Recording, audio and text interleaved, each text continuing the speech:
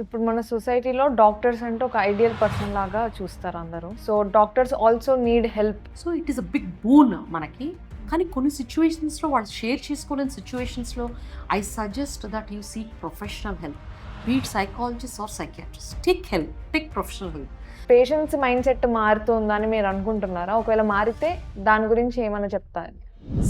నేను ఒకటే బిలీవ్ చేస్తాను, change is the only thing that is constant. అంటే మార్పు మాత్రమే కాన్స్టెంట్. ఇప్పుడున్న యంగ్ డాక్టర్స్కి who want to be a gynaecologist మీరేం చెప్పాలనుకుంటున్నారు? మీరు వర్క్ ఎంతసేపు చేస్తారో అంతసేపు చేసి కొంత టైం, మిగిలిన టైంని అప్డేట్ అవ్వడానికి ఎలాగో వాడాల్సి వస్తుంది.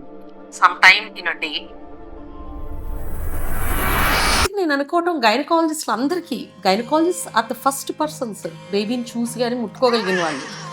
సో పేరెంట్స్ ముట్టుకోగటానికి ముందు మేము ముట్టుకుంటాము, మేము చూస్తాము. ఒక్కొక్కసారి డెలివరీ మూమెంట్స్ చాలా స్వీట్గా ఉంటాయి. పిల్లలు మా ఏళ్ళు పట్టుకోవటం, అవి I think it is the most satisfying గైనకాలజిస్ట్గా నా ప్రాక్టీస్లో. సో మీరు మీ ఫస్ట్ సర్జరీ చేసినప్పుడు మీకు ఎలా అనిపించింది ఆ ఫీలింగ్?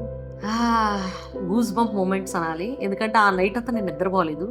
లిటరల్గా పేషెంట్ పక్కనే కూర్చున్నాను.